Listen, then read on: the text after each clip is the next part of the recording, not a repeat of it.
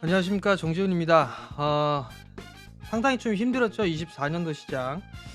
이제 25년도 시장을 좀 대비를 해야 될 것 같습니다.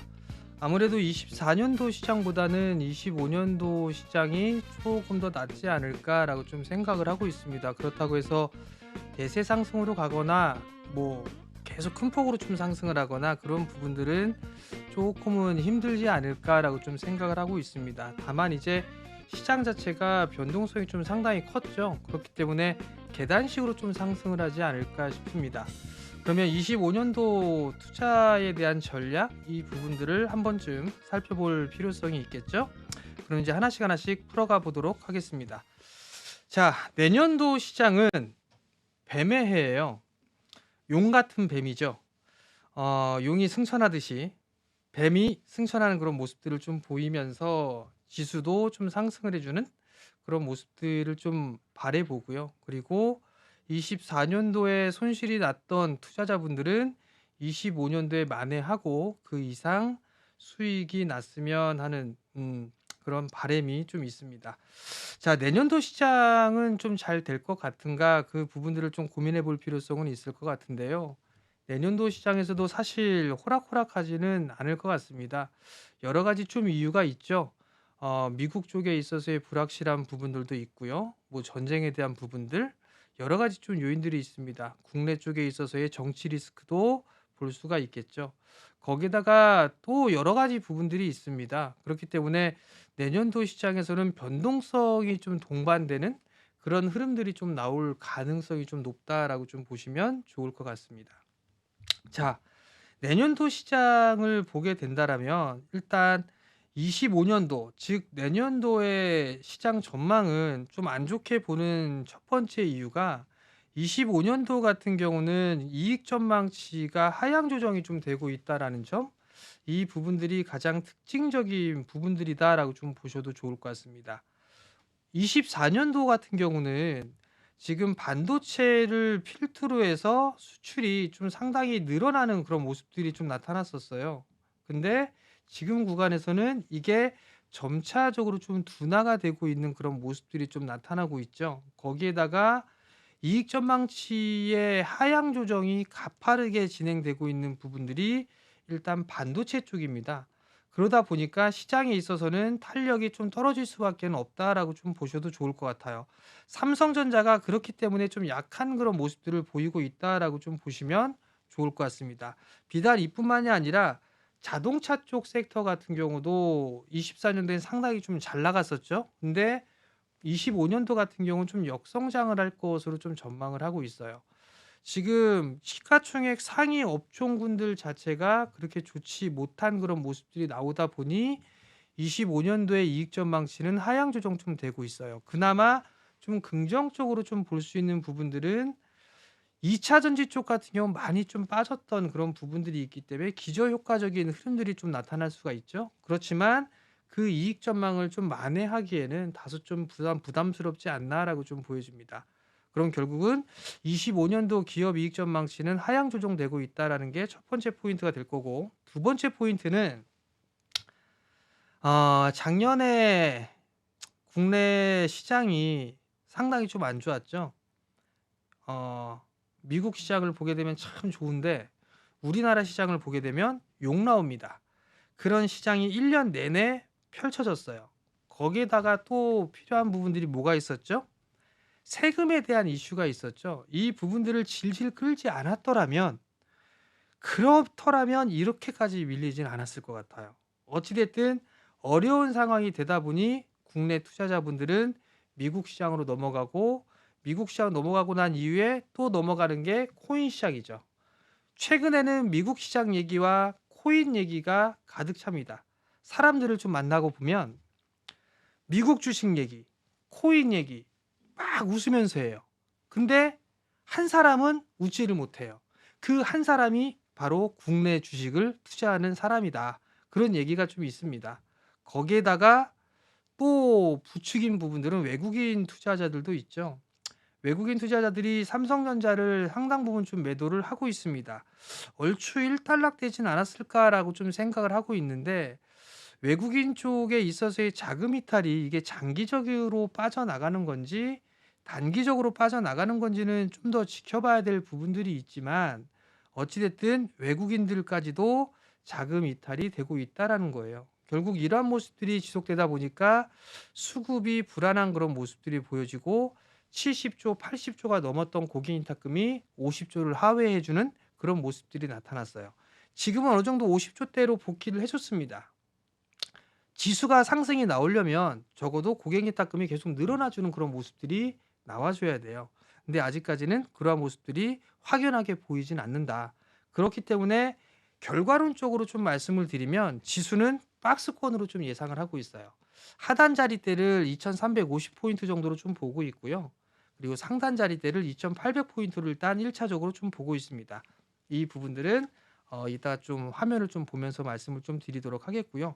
그러면 올라갈 폭이 더 많은 거죠? 빠지는 폭보다. 그렇기 때문에 주식을 해야 되지 않을까라고 좀 생각을 하고 있고요.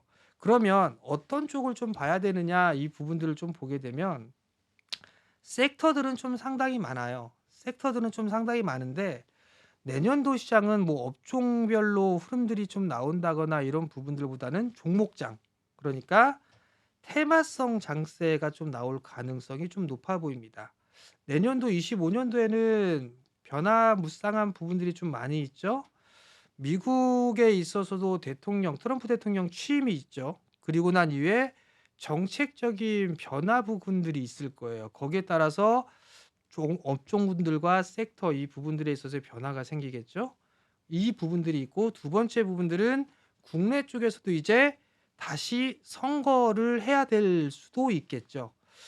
이 부분들이 시장에 있어서는 불확실한 요인으로 좀 작용을 할 것 같아요. 그럼 결국은 종목장이 되고 테마 장세가 좀 될 거다라고 좀 생각을 하고 있거든요. 그러면 대형주보다는 결국은 중소형주가 좀 더 유리한 그런 시장이 펼쳐지지 않을까라고 좀 생각을 하고 있습니다. 그렇기 때문에 종목에 좀 집중하는 전략이 내년도에는 유효하다. 그러면 좋은 주식 하나 잘 갖고 있으면 24년도에 손실 본 것을 바로 만회하고 수익으로 좀 전환될 수 있다라는 희망까지도 가져볼 수가 있을 것 같습니다. 자, 그럼 하나씩 살펴보도록 하겠습니다. 우선 좀 봐야 될 부분들은 올해의 EPS 증가치가 하향 조정되고 될 것이다라고 좀 얘기를 했어요. 25년도에는. 근데 24년도 같은 경우는 왜 우리나라 시장이 이렇게 빠졌을까? 뭐 여러 가지 좀 요인들이 있지만 데이터적으로 좀 나온 것들만 보자고요. 왜 글로벌 시장이 유난히 우리나라가 좀 많이 빠졌지? 요걸 좀 보게 되면 8월 초 대비해서 올해 24년 8월 초 대비해서 EPS 증가치를 좀 보게 되면 우리나라 시장 같은 경우는 계속 감소하기 시작을 했어요. 그러다 보니까 둔화가 된 부분들이 있습니다. 지금 보게 되면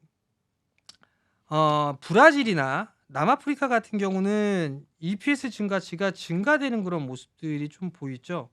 핀란드나 체코, 뭐 이탈리아, 인도 시장 마찬가지예요. 근데 유난히 한국과 네덜란드 같은 경우는 EPS 전망치가 하향 조정되고 있어요.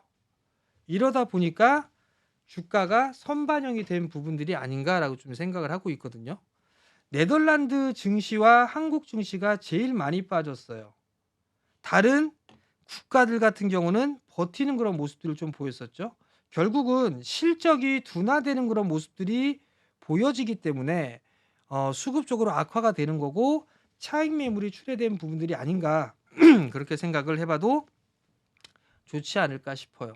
결국은 그러면 실적이 돌아서는 그런 모습들이 나오게 된다라면 우리나라 지수도 상승을 할 거고 그에 걸맞게 종목군들도 상승을 해주는 그런 모습들이 나타날 수가 있겠죠. 그러면 중요한 건 이 EPS 증가치가 언제까지 좀 진행이 될 건가도 사실 고민해야 될 부분들이 아닌가라는 좀 생각이 듭니다. 자, 3분기의 실적은 24년도 3분기의 실적은 그렇게 도달하지 못했습니다. 23년도 같은 경우 3분기 때를 좀 보게 되면 증권이나 유틸리티, 보험, 은행, 통신 서비스, 조선 이런 쪽이 전망치를 상회하는 실적을 냈어요. 그러면 이들 섹터들 한번 잘 보세요. 증권주 괜찮았죠? 은행주 괜찮았어요. 보험주 괜찮았어요. 밸류업에 대한 이슈도 있었지만 기본적인 베이스로 깔려있는 실적이 상당히 좋게 나왔잖아요. 이 영향 때문에 주가가 올라갔다라고 좀 생각을 하면 좋을 것 같아요. 조선 쪽이라든가 아니면 뭐 통신 서비스, 뭐 SK텔레콤이라든가 LG유플러스 주가 흐름들 괜찮았었죠. 조선 괜찮죠. HD 현대중공업이라든가 하나오션이라든가 미포조선 이런 기업들의 주가도 상당히 좀 괜찮았어요. 왜냐하면 실적이 예상치보다 좋게 나왔기 때문에 그렇기 때문에 주가의 흐름들이 좋았다라고 좀 보시면 좋아요. 근데 반대로 보게 되면 IT 가전, 그 다음에 뭐 하드웨어 쪽 섹터들, 디스플레이, 화학업종 이런 쪽 같은 경우는 지금 실적에 대한 달성률 자체가 그렇게 미달하고 있죠. 이쪽 섹터들 같은 경우는 실적 증가가 늘어났어요. 예상치를 상회하는 실적이 났기 때문에 주가도 반응을 했어요. 근데 이들 화학이라든가 디스플레이, 에너지 이런 쪽 섹터들 같은 경우는 예상된 실적보다도 못 나왔어요. 바꿔 얘기하면 어닝 서프라이즈, 어닝 쇼크 얘기가 하죠. 어닝 쇼크가 나왔으니까 주가도 밀리는 흐름들이 더 나왔다라고 좀 생각을 하면 돼요. 4분기까지는 좀 더 이어질 가능성이 좀 높지 않을까라고 좀 생각을 하고 있는데 보통 전체적인 평균을 보게 되면 1분기, 2분기, 3분기, 4분기 중에 4분기가 제일 떨어집니다. 그 이유는 여러 가지 좀 요인들이 있지만 4분기 때 뭐 하죠? 보너스 나오고 그다음에 뭐 땡겨 쓸 거 땡겨 손실 처리할 거 손실 처리하고 뭐 요런 부분들이 4분기에 다 집중이 되어 있어요. 그러다 보니까 보통 뭐 1분기부터 4분기까지 중에서 4분기가 제일 실적이 부족하게 나옵니다. 이런 부분들이 아마 4분기에도 이어질 가능성이 있고 4분기의 실적이 좀 좋지 못하다라는 부분들이 예상을 다 하고 있기 때문에 시장에 있어서는 약한 그런 모습들을 좀 보인다라고 좀 생각을 하면 좋을 것 같아요. 지금 그 부분들이 주가에 반영이 좀 되고 있는 상황이다라고 좀 보시면 좋을 것 같습니다. 자, 25년도 EPS 증가율을 좀 보게 되면 정점을 찍고 떨어지고 있죠. 보게 되면 신흥시장이나 선진시장이나 어찌됐든 간에 이익 전망치는 하향 조정되고 있는 부분들이 있어요. 그런데 한국 시장 같은 경우는 이익에 대한 감소폭이 가파르게 진행이 되고 있다는 게 특징이에요. 영업이익 같은 경우도 마찬가지로 먼저 꺾여 내려오기 시작을 했습니다. 증감률도 꺾여 내려가죠. 그러다 보니 국내 기업들이 혹은 지수가 움직이지 못하는 그런 상황이 된다라고 좀 보시면 좋을 것 같아요. 근데 여기서 이제 돌발적으로 돌아설 수 있는 그런 부분들이 있겠죠. 요 부분들은 잠시 뒤에 좀 말씀을 해보도록 하고요. 결국은 실적이 안 나오니까 주가는 선반영이 좀 됐다. 뭐 이렇게 좀 생각을 하면 좋을 것 같아요. 근데 이 부분들이 언제까지 이어질 거냐라는 부분들은 좀 더 생각을 해봐야 될 것 같은데 과거에 2005년도부터 보게 되면 지금 이 파란색 선이 24년도에 대한 실적이고 25년도 예상이에요. 예상되는 실적 자체가 하락폭이 가파르게 진행이 되고 있습니다. 지금 이 다른 회색선 같은 경우는 2005년도부터 23년도까지 이익에 대한 전망치예요. 상승과 조정이 있죠. 근데 지금 보게 되면 24년도와 25년도 같은 경우를 보게 되면 24년도는 이익 전망치 하향폭이 이렇게 크진 않았어요. 근데 25년도는 가파르게 좀 나타나고 있죠. 감소폭이. 이러다 보니까 시장이 탄력이 생기질 못한다는 얘기예요. 그러다 보니까 지수는 못 올라가고 그러다 보니 종목장만 진행이 되는 그런 모습들이 좀 나오고 있다라고 좀 생각을 해야 될 것 같아요.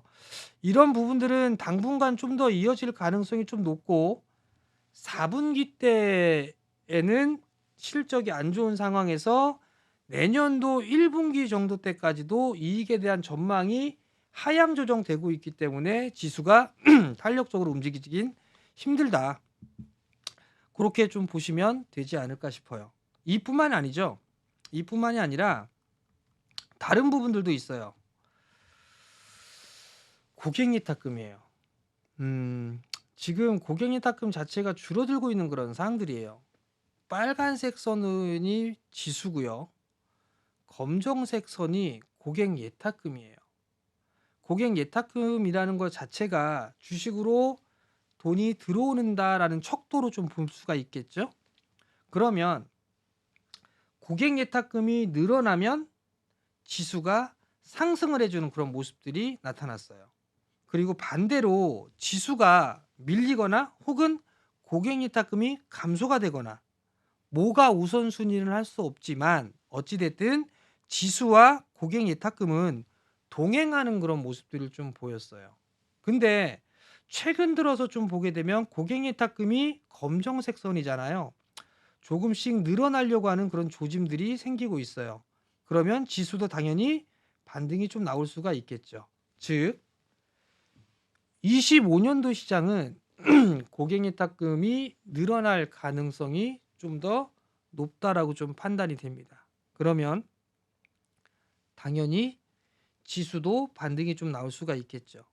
미국 시장도 아마 조정을 받게 될 거예요. 조정을 받게 된다라면 한국 시장도 조정을 받겠지만 미국 시장처럼 막 급하게 밀리거나 그런 큰 변동성보다는 그래도 하방 경직을 확보해주는 그런 모습들을 좀 보이지 않을까 싶어요.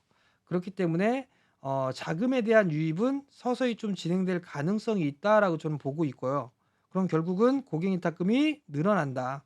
그럼 어찌됐든 간에 지수는 상승을 해주는 그런 모습들이 나올 수 있다라고 좀 생각을 하시면 좋을 것 같습니다. 그리고 마찬가지로 코인으로도 많이 움직였었죠. 코인으로도 움직였는데 과연 투자자분들이 비트코인을 갖고 계신 분들이 많을까요? 좀 별로 없을 것 같아요. 뭐 이더리움 갖고 계신 분이 많을까요? 별로 없을 것 같아요. 온갖 잡코인 갖고 계실 것 같아요. 싼 주식들, 싼 코인들, 그런 코인들을 갖고 계시는데 그 큰 변동성에서 과연 그걸 인내를 할 수 있을까? 저는 그것도 아닌 것 같습니다. 어찌됐든 코인 시장도 큰 폭으로 올랐기 때문에 조정기를 겪을 가능성이 높다라고 좀 보고 있습니다. 그럼 결론은 한국 시장으로 좀 유입이 될 수 있지 않을까? 저는 좀 그렇게 여전히 보고 있습니다. 마지막 부분으로 좀 보게 되면 지수는 과도하게 선반영이 좀 진행이 됐어요. 지금 이 화면은 코스피의 PBR 추이입니다. 여기서 좀 봐야 될 부분들이 뭐냐면 지금 이 하단 자리대를 보게 되면 08년도에 0.8배대, 0.7배대를 순식간에 찍었던 적이 있었습니다. 그 이후로는 상승을 해줬죠. 그 이후 11년도 때부터 7년 동안이라는 박스권을 유지를 했습니다. 근데 여기에서 나온 부분들이 뭐냐면 여기에서의 기준점은 PBR 1배였었어요. 1배 정도 수준에서는 무조건 지켜줬습니다. 그리고 0.9배대로 떨어졌을 때는 수익이 반드시 나는 그런 모습들을 보여줬어요. 근데 한 단계 레벨 다운이 됐습니다. 요때가 그렇게 된 시기인데요. 요 시기에 생겨났던 부분들이 미국과 중국의 무역 분쟁이 있었어요. 그러면 수출로 먹고 사는 우리나라에게는 변수가 생긴 거죠. 그러다 보니 레벨 다운이 됩니다. 1배를 지지하고 0.9배대가 찍어줬으면 바로바로 회복을 해줬던 이 지수가 이제는 0.8배대까지 순간적으로 레벨 다운이 됐어요. 그러면서 0.8배대를 찍으면 반등이 나왔고 0.8배대를 찍으면 반등이 나왔어요. 근데 코로나가 터졌죠. 코로나 때 당시에 순식간에 0.71배로 밀렸지만 이때 뭐가 늘어났죠? 고객예탁금이 엄청나게 늘어났잖아요. 그죠? 그러니까 지수는 올라갈 수밖에 없죠. 좀 전에 말씀드렸죠? 지수가 먼저인지 고객예탁금이 먼저인지 모르지만 뭐가 됐든 간에 늘어나면 같이 동행하더라. 고객예탁금이 늘어나니까 지수도 움직여주는 그런 모습들이 나왔단 말이에요. 그리고 나서 고점을 기록하고 난 이후에 밀려 내려옵니다. 자, 중요한 건 이때의 시점은 아니에요. 이 이후에 코로나 이후 이 부분부터의 시점입니다. 21년도 이후 주가가 급락이 나왔을 때마다 항상 지켜줬었던 밴드가 있었어요. 그 자리대가 얼마냐면 0.83배입니다. 0.22년도에 급락 났을 때 PBR이 0.83배고요. 23년도에 급락 났을 때 저점이 0.83입니다. 올해 24년도 들어서 12월 달에 나왔던 그 저점도 0.83배예요. 그렇다는 얘기는 내려갈 자리대가 많다는 거 생각이 드세요? 올라갈 폭이 많다라고 생각을 하는 게 좋을까요? 올라갈 폭이 많습니다. 그렇기 때문에 시장에 있어서는 내년도에는 주식을 해야 된다라고 말씀을 드리는 이유가 여기에 있습니다. 주가는 너무 과도하게 빠졌어요. 너무 시장의 선반영을 빨리 해버렸어요. 그러다 보니 너무 싼 거죠. 너무 싼 상태에 있다 보니까 주식은 올라갈 수밖에 없다. 주식은 싸게 사서 비싸게 파는 거잖아요. 그죠? 근데 좀 전에 말씀을 드렸던 부분들은 보면 EPS 전망치가 하향 조정되고 있다라고 얘기를 했어요. 그러면 실적이 감소한다는 얘기잖아요. 그래도 적자를 내는 게 아니죠. 그러면 그냥 이 상태의 지수가 그냥 쭉 횡보만 하게 된다라면 PBR은 계속적으로 떨어지게 됩니다. 즉 국내 코스피 국내에 상장되어 있는 기업들 적자를 기록하는 게 아니라 흑자를 내고 있어요. 흑자를 내고 있기 때문에 PBR은 시간이 지날수록 점점 낮아질 수밖에 없습니다. 횡보하게 되면. 그렇기 때문에 지수는 상승을 할 가능성이 높다라고 보는 게 좋을 것 같아요. 자, 그러면 어느 정도 내년도에 해야 될 부분들은 대충 좀 말씀을 좀 드렸을 거예요. 자, 그러면 이제 25년도에 투자를 해야 되는 그런 이유들 한번 좀 살펴보도록 하겠습니다. 첫 번째를 좀 보게 되면 주가가 너무 많이 빠졌다고 했죠. 삼성전자가 지수를 끌어내렸어요. 삼성전자의 지수와 코스피 지수는 함께 움직였죠. 근데 지수는 너무 많이 빠졌어요. 삼성전자가 지수를 끌어내렸습니다. 그러면서 코스피 지수도 같이 급락을 해주는 그런 모습들이 좀 나왔었죠.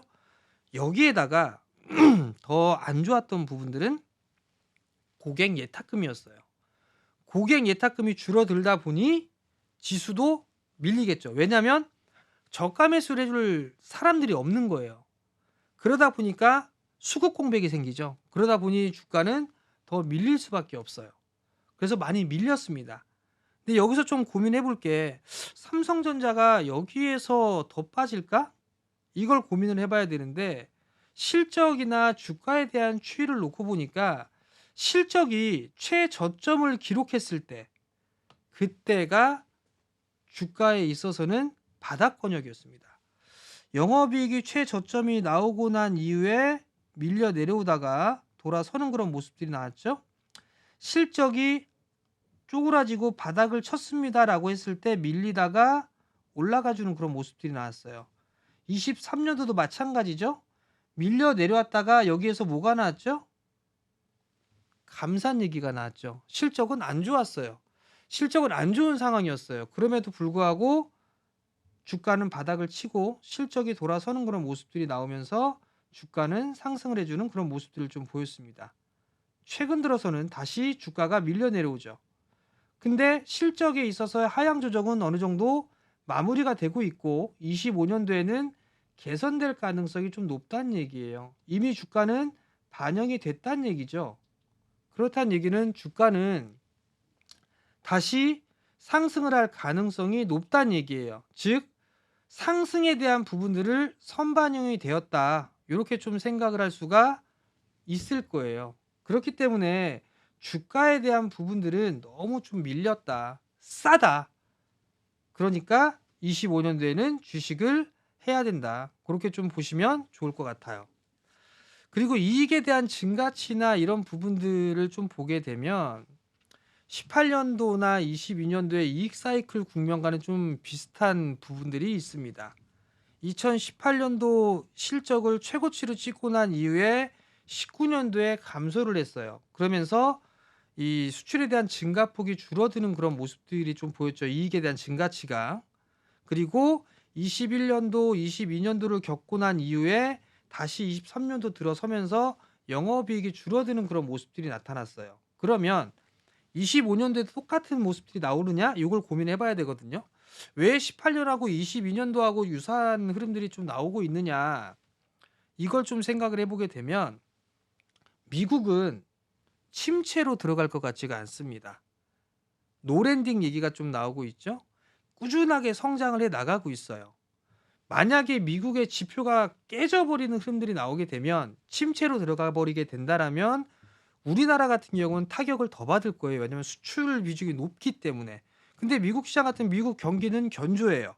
그게 첫 번째 포인트가 될 수 있고, 두 번째 포인트는 중국도 경기 부양책을 씁니다.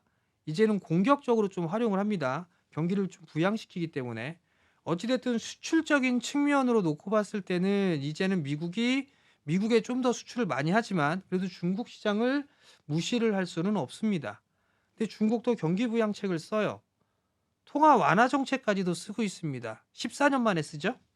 그렇다는 얘기는 수출로 먹고 사는 우리 기업에게는 수혜가 좀 될 수 있지 않을까라는 게 제 개인적인 판단입니다. 그러면 수출은 더 늘어나는 그런 모습들이 좀 보일 수가 있겠죠. 그러면 18년도, 19년도 이 사이 그리고 22년, 23년도 요 흐름들처럼 25년도에는 바닥을 찍고 돌아설 수 있는 그런 모습을 좀 보이지 않을까라고 저는 개인적으로 좀 보고 있습니다.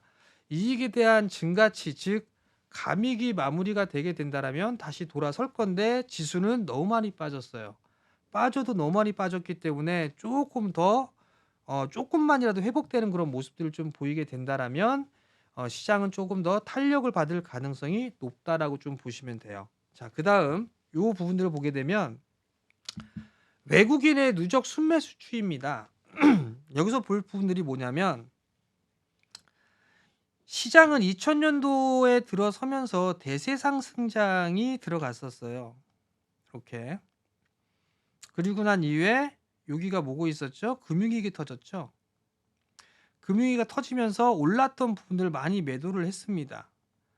그리고 난 이후에 2008년도 금융위기가 터지고 나서 2009년도 때부터 다시 꾸준하게 매수를 해줬어요. 그리고 나서 코로나가 터지고 난 이후부터는 외국인들이 다시 매도를 시작을 했죠. 그리고 다시 시간이 지나서 23년도 말부터 공격적으로 좀 매수를 하기 시작을 했습니다. 그리고 나서 일부 매도가 나왔어요. 저는 개인적으로 이 구간이 요 언저리라고 좀 생각을 하고 있습니다. 여기나 요 구간이 아닐까 이렇게 좀 생각을 하고 있는데 왜냐하면 외국인이 단기적으로 지나가거나 하는 그런 부분들이 없습니다. 한번 매수를 하게 되면 몇 년 동안 매수를 해주는 그런 모습들을 좀 보이거든요. 몇 년 동안. 근데 이제 매수한 지 1년 정도밖에 되질 않았어요. 그 정도밖에 안 됐는데 여기서 바로 매도가 나온다? 이 부분들은 아닌 것 같습니다. 그리고 과거에 보더라도 4년이라는 시간 동안 매도를 했어요. 차익 매물이.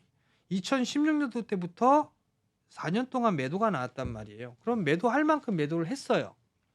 그러면 이제 매수를 하는데 1년 매수하고 난 다음에 계속 매도를 한다? 이거는 아닌 것 같습니다. 미국의 경기가 여전히 좀 괜찮고 중국 쪽에 있어서도 경기 부양을 하게 된다라면 국내 기업들에게는 충분히 기회 요인들로 다가올 수 있지 않을까라고 좀 생각을 하고 있고 그러다 보면 외국인 쪽도 매수세가 들어올 가능성이 좀 높다라고 좀 보고 있어요. 결국은 장기적인 측면으로 놓고 봤을 때 외국인 쪽에 있어서의 순매수는 이어질 거다. 그냥 일시적인 상황이 아닌가라고 좀 생각이 듭니다. 이건 만약에 매수가 들어왔을 때 어떻게 할 수 있을까? 요걸 좀 생각해 볼 필요성이 있겠죠. 그거는 삼성전자 매수해 주는 모습들이 나오면 돼요. 삼성전자가 외국인 수급이 딱 잡혔다. 그러면 외국인 돌아오는구나. 이제 매도 멈췄다. 이렇게 좀 생각을 하면 돼요. 그러면 이제 외국인 쪽에 있어서의 매도는 더 이상 크게 나올 것 같지는 않습니다. 자, 외국인 수급도 일단 돌아올 수 있다라는 거. 근데 이제 이걸 봐야 돼요. 환율입니다. 환율이 지금 1,400원대에서 고착화되는 그런 모습들을 좀 보여주고 있어요. 근데 환율하고 외국인 수급하고의 흐름들을 보게 되면 딱 일치합니다. 외국인들 같은 경우 뭐가 있죠? 환차 손이 있잖아요. 그죠? 그 부분들을 무시할 수는 없어요. 원화 부분들을 좀 보게 되면 지금 원화 강세가 이어지게 되면 외국인 쪽은 파란색 선이거든요. 원화 강세가 유지가 되게 되면 외국인 누적 순매수도 늘어나는 그런 모습들을 좀 보여왔어요. 원화가 약세를 기록하고 1200원을 넘어가고 1300원, 1400원대로 넘어가니까 외국인 매도가 급증해주는 그런 모습들이 나왔었죠. 2010년도 이후에 다시 원화가 약세를 멈추고 강세로 돌아서는 그런 모습들을 보이면서 다시 외국인 매수가 들어왔어요. 그리고 다시 1,400원대로 고착화되는 그런 모습들을 좀 보여주고 있습니다. 그러면 여기서 체크를 해야 될 게 있겠죠. 누가 닭이 먼저냐 달걀이 먼저냐 요 부분들일 수 있겠지만 제 개인적으로는 환율이 좀 안정돼야 돼요. 다시 1,400원 밑으로 내려온다든가 워낙 강세가 좀 나와준다든가 이렇게 된다라면 외국인도 매도에서 매수로 좀 전환할 수 있지 않을까 그 생각? 또는 외국인들이 많이 매수를 해준다라는 것 자체가 이제는 환율도 많이 밀렸어 라고 판단을 하고 매수가 좀 들어와 주는 부분들이 아닌가 싶어요. 외국인 수급과 원달러 환율 같은 경우는 똑같이 좀 비교를 해봐야 되는 그런 상황이겠지만 추이는 계속적으로 좀 체크를 해봐야 될 것 같아요. 결론은 외국인 쪽이 저는 매수가 들어올 것이다라고 얘기를 했잖아요. 그러면 원화도 안정을 찾을 가능성이 높겠구나. 이렇게 좀 생각을 하고 보시면 좋을 것 같습니다. 자, 그러면 네 얘기 다 들었어. 어느 쪽에 투자를 해야 돼? 라고 하게 되면 요거 한번 보세요. 하나에어로스페이스입니다. 저희가 21년도에 장투를 했거든요. 5만 원대. 5만 원대 장투를 시작을 해서 목표가 30만 원 잡고 봤었어요. 근데 30만 원을 넘어서 40만 원대를 넘어갔습니다. 영원한 테마는요. 실적이에요. 실적. 하나에어로스페이스 지금 막 사시려고 하시는 분들이 있습니다. 아직까지는 재료가 끝난 게 아니에요. 더 있습니다.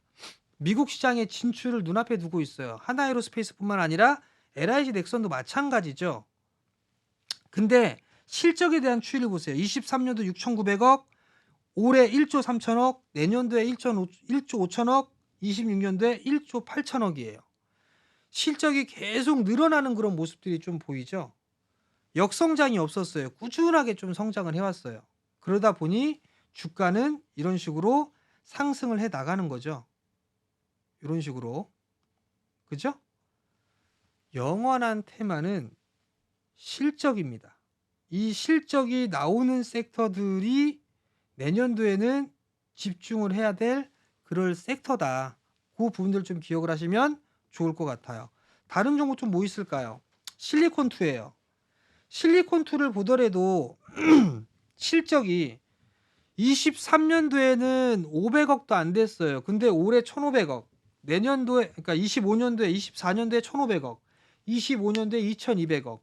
26년도에 2,600억. 계속 성장을 해 나가죠. 그러니까 주가는 상승을 해주는 모습이죠. 실리콘2가 제법 많이 빠졌어요. 그리고 나서 반등이 좀 나와주는 모습인데 여기서 추가적인 상승 시도가 나올 가능성도 있습니다. 왜냐하면 화장품 수출이 계속 늘어나는 그런 모습들이에요. 계속 늘어나는 모습들이고 견조합니다. 그렇기 때문에 이런 종목군들은 눌림목을 한번 노려봐도 괜찮을 것 같아요. 그러니까 이런 부분들 좀 참고하시고 보면 좋을 것 같고요. HD 현대일렉입니다. 변압기 이쪽에 있어서 큰 성장을 예고하고 있죠. 인공지능과 좀 맞물렸어요. 인공지능을 하려면 전력이 필요하고 그 전력에 대한 부분들에 있어서는 인프라가 부족해요. 변압기라든가 이런 부분들이 상당히 좀 부족합니다. 많은 전력이 전기가 필요해요. 근데 노후된 부분들이 상당히 좀 많습니다. HD 현대일렉트릭 같은 경우는 변압기를 좀 만들죠. 미국 쪽에 노후가 돼 있기 때문에 교체해야 될 부분들이 많습니다. 그게 23년도부터 시작이 되고 있다라고 좀 보시면 돼요. 22년도에 1,300억의 실적을 보였었죠. 23년도에 3,100억, 24년도에 7천억, 25년도에 9천억, 26년도에 1조 1천억. 매해마다 20% 이상씩 성장을 해요. 근데 과거에는 21년도 같은 경우는 이제 턴어라운드가 됐죠. 그리고 나서 22년도는 단기 순이익과 영업이익이 턴어라운드가 됐어요. 그때 이 주가는 별 볼 일 없었죠. 근데 실적이 가파르게 늘어나죠. 그러다 보니까 주가도 위로 뻗어나가는 그런 모습들을 보이게 된다. 그리고 또 하나, 정배열이죠. 월봉 차트의 정배열. 그러면 여기에서 사는 것보다 여기에서 사는 게 훨씬 더 좋겠죠? 그래야 이만큼의 큰 수익을 얻을 수가 있으니까. 이런 부분들을 먼저 알려드려야 기억을 할 수 있기 때문에 지금 이 차트를 여러 개를 보여드리는 겁니다. 그리고 실적까지 함께 첨부해서 보여드리는 거예요. 자, 그러면 올해 어떤 업종군들이 좀 상승을 할 수 있을까? 요거를 한번 고민해 보도록 합시다. 자, 24년도 대비 올해 영업이익에 증가할 수 있는 그런 업종군들이에요.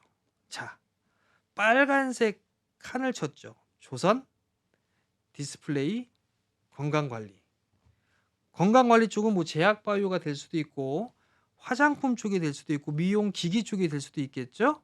아니면 뭐 건강관리 식품이 될 수도 있겠고요. 요쪽 섹터. 또 다른 쪽은 빨간 쪽은 디스플레이를 얘기했어요. 야, 반도체 성장하는데 왜 반도체 안 했어? 야, 유틸리티 하는데 왜 안 했어? 맞아요. 성장을 해요. 근데 제가 말씀을 드리고 싶은 부분들은 반도체가 이미 시세 흐름들이 나왔다가 조정을 깊게 받았어요. 그러면 기간 조정이라는 게 필요하거든요. 그 부분들을 노리는 전략이 중요해요. 그러니까 좀 쉬어갈 거란 얘기예요. 근데 디스플레이 쪽 섹터 그렇게 많이 못 올라갔어요. 화학 섹터는 제가 좀 모르겠어요. 중국 쪽하고 너무 경쟁 관계가 치열하기 때문에 화학은 일단 중립입니다. 조선은 조금 전에 말씀을 드렸던 것처럼 미국의 MRO, 방산 이쪽으로 좀 들어갈 거예요. 거기에다가 고부가가치 선박으로의 수주가 계속적으로 좀 늘어날 겁니다. 그리고 또 한 가지 더 봐야 될 부분들은 재건 쪽이에요. 중동의 재건, 우크라이나, 러시아 재건. 왜 근데 뜬금없이 조선? 물동량. 물동량을 실어 날라야 되잖아요. 그럼 배가 많이 필요합니다. 거기에 있어서의 발주가 늘어날 것이고 중국 미국 쪽에 있어서의 군함, 유지 보수 이쪽도 상당히 커요.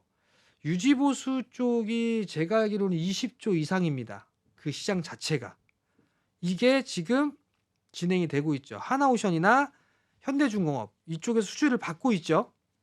이게 나중에는 캐시카우 역할을 할 가능성이 있고 그리고 과거에는 저가 수주를 많이 했었잖아요. 근데 저가 수주 다 떨어냈습니다. 이제는 고부가 가치의 선박으로 할 수 있어요. 이쪽 섹터를 볼 수가 있습니다. 근데 조선 쪽 보면 이쪽뿐만 아니라 조선 기자재 쪽이라든가 본행제 쪽이라든가 이런 쪽까지도 같이 피팅 쪽이라든가 이런 쪽으로도 연결을 시킬 수가 있어요. 그렇기 때문에 요 조선 쪽 섹터 이렇게 세 개를 좀 말씀을 드리고요. 그리고 녹색, 초록색 선을 한 게 있어요. 건설, 건축, 기계. 요걸 소위 말해서 인프라 쪽으로 좀 보면 되지 않을까 싶거든요. 왜냐하면 우크라이나 재건, 그 다음에 뭐 중동 쪽에 있어서 재건, 요런 쪽 보게 되면 기계라든가 이런 부분들이 많이 필요합니다. 우리나라 같은 경우도 추경 예산을 편성하지 않을까라고 좀 생각을 하고 있는데 경기 부양을 해야 돼요. 그러면 가장 확실하게 할 수 있는 부분들이 토목 쪽입니다. 가장 눈에 빨리 나올 수가 있으니까. 어찌 됐든 건설과 건축 관련 이쪽 섹터들도 나름대로 수혜를 좀 받을 가능성이 높아요. 그리고 우크라이나의 이 재건이나 중동 재건으로 인해서 경기가 좀 빨리 확대될 수가 있을 가능성이 있어요. 그러면 건설 쪽에서도 좀 재건과 연결이 되어 있는 뭐 이런 기업들, 뭐 현대 쪽이라든가 이런 쪽이 좀 더 낫지 않을까 싶어요. 뭐 HD 현대건설 기계라든가 HD 현대인프라코라든가 이런 쪽은 굴삭기 쪽이잖아요. 제가 이쪽을 왜 말씀을 드리냐면 우리나라가 사실 우크라이나 쪽에 있어서 지원을 해준 게 별로 없습니다. 뭐 무기를 지원을 해줬나요? 안 해줬어요. 근데 과연 우크라이나 쪽에 있어서 재건 쪽에 혜택을 많이 볼까? 그건 아닌 것 같거든요. 근데 그 중에서 제가 HD 현대계열 쪽을 꼽은 게 그쪽이에요. 좀 사이가 좀 친한 것 같습니다. 보니까 HD 현대건설기계나 현대인프라코어나 이 부분들이 전쟁 초기에 굴삭기나 이런 부분들을 좀 지원을 해준 부분들이 있습니다. 그렇기 때문에 나름대로 좀 괜찮지 않을까라고 좀 보여지고요. 그리고 이쪽에서도 좀 볼 수 있는 부분들은 MOU를 좀 체결한 기업들 위주로만 좀 보는 게 좋지 않을까. 그 점 좀 말씀을 드리고 화장품이라 의류, 완구 이쪽은 수출 잘 나가죠, 화장품. 근데 그것보다는 사실 좀 테마성의 흐름들이 좀 나올 수가 있을 것 같아요. 다시 대선을 치러야 된다라고 하게 되면 정책주들이 있겠죠. 민주당이나 어디나 국민의힘이나 어디 무슨 당이 됐든 무슨 야권 대권 후보가 나오든 간에 공통적으로 나올 수 있는 건 두 가지입니다. 고령화, 저출산. 이건 무조건 나올 수밖에 없어요. 그리고 오래 살기 위한 이 부분들이잖아요. 미용, 관리. 그래서 화장품, 의류, 완구 이쪽에 있어서는 일단 이 출산 쪽이나 이런 쪽에 있어서 관련되어 있는 종목군들이 제법 있어요. 그렇기 때문에 이런 종목군들을 좀 보면 좋지 않을까. 뭐 예를 들어 본다면 테마성이기 때문에 아가방 컴퍼니라든가 뭐 보령메디앙스라든가 그런 쪽에 있어서의 종목군들 뭐 테마성 흐름들이 좀 나올 거 아니에요. 그런 부분들도 있고 근데 여기에다가 한 가지 더 볼 수 플러스 알파로 볼 수 있는 건 중국이 비자 면제를 해줬잖아요. 그러면서 이게 점점 이렇게 규제를 좀 풀어주고 있어요. 한한령에 대한 부분들이 해제가 되고 하게 된다라면 뭐 엔터 뭐 이런 쪽이 뭐 게임 뭐 이런 쪽이 괜찮을 거다 얘기하고 있잖아요. 근데 유아 쪽이라든가 뭐 이런 쪽에도 저는 수혜를 좀 충분히 받을 수 있지 않을까라고 좀 생각을 하고 있거든요. 그렇기 때문에 요런 섹터들을 한번 보면 좋지 않을까. 즉 빨간색으로 표시한 거는 섹터별로 흐름들이 나오는 거. 그리고 초록색 쪽은 테마성으로 나올 수 있는 그런 부분들이 아닌가 싶어요. 자, 그러면 이제 관심 있게 좀 볼 만한 종목을 한번 볼게요. 자, 첫 번째입니다. 세트랙아이예요. 월봉 차트 한번 보세요. 월봉 차트. 정배열이죠. 정배열입니다. 한 차례 쫙 올라갔다가 밀려 내려왔죠. 그죠? 그리고 이중바닥을 치고 바닥을 또 만들었어요. 이렇게. 그죠? 그러면 이렇게 움직였습니다. 이때 했던 게 뭐였었죠? 누리호. 뭐 이런 얘기가 좀 있었죠. 여기네요. 누리호가. 우주항공 쪽에 있어서는 성장 섹터예요. 자, 우선 실적을 볼게요. 실적. 올해까지 적자. 예상을 하고 있죠. 내년도에 턴어라운드. 26년도에 실적 증가. 근데 24년도 3분기부터 턴어라운드가 되고 있습니다. 자회사의 구조조정 이미 끝났고요. 그리고 받아놓은 수주만 벌써 8천억이 넘을 겁니다. 5년치 일감이 넘어요. 실적은 당연히 좋아지겠죠. 그럼 뭐가 좋아질까를 생각을 해봅시다. 세트랙아이는 위성 발사를 하고 있죠. 저궤도 위성에 있어서도 연구 개발을 하고 있습니다. 근데 425 사업, 정찰 사업에 대한 부분들 사업을 영위를 하고 있고 고정밀 위성도 개발을 마무리했습니다. 두 번째는 내년도부터 당장 올 연말부터 미국에서 스페이스X를 타고 우주선 발사를 시작해서 25년도부터는 줄줄이 발사가 예정이 되어 있어요. 그 사이에 세트랙 I의 스페이스 I를 실은 그 위성도 쏘아지게 됩니다. 그리고 하반기에 가게 되면 누리호 발사도 예정이 되어 있어요. 결국은 실적은 좋아질 수밖에 없습니다. 425 사업의 추가적인 사업 또한 나올 거예요. 거기에다가 저궤도 통신도 성장 동력이죠. 미국 쪽에서도 지금 우주항공 쪽에 있어서 밀어주고 있습니다. 거기에다가 우리나라 같은 경우도 우주항공 쪽의 예산이 증액이 됐죠. 다른 쪽은 다 깎이고 뭐하고 해도 우주항공 쪽은 늘어났습니다. 일감 풍부해, 이슈 있어, 성장 모멘텀 있어, 안 볼 이유가 없습니다. 월봉 차트를 보게 되면 정배열 구간이죠. 정배열 구간에 있고 실적 돌아서고 늘어나고 하는 모습들을 보게 되면 턴어라운드가 되고 난 이후부터 움직임이 나오더라. 그러면 세트랙 I는 25년도에 한번 봐볼 만한 섹터가 아니겠느냐. 그게 저의 예상입니다. 그렇기 때문에 한번 관심 있게 좀 보셔도 좋지 않을까. 그 점을 좀 말씀을 드려보도록 하겠고요. 두 번째는 동성화인텍이에요. 본행제 쪽 섹터입니다. 조금 전에 조선 쪽도 괜찮을 거라고 얘기를 했었죠. 고부가 가치선에 수주가 많이 늘어날 거다. 수주 잔고 계속 쌓이고 있고 LNG선에 대한 발주라든가 이런 부분들도 계속 늘어나고 있습니다. 자, 실적 한번 보세요. 먼저 실적이 감소가 됐었죠. 실적이 감소가 되는 모습들을 보이다가 턴어라운드가 됐고 계속적으로 늘어납니다. 400억대, 600억대, 700억대 늘어나죠. 주가가 그렇기 때문에 견조했어요. 빠지지 않고 박스권에서 진행되는 그런 모습들이 보였죠. 조선 섹터가 움직이게 되면 기자재도 움직이겠죠. 그러면 동성화인텍도 본행제를 좀 만들죠. 여기에 있어서 추가적인 상승 시도는 나올 수 있다라고 좀 보고 있고 기본적으로 07년도에 만들어졌었던 이 고점 자리 때는 넘어갈 수 있지 않을까 그렇게 좀 보여집니다. 실적 늘어나고 업황 개선되고 조선 업황 개선되고 있죠.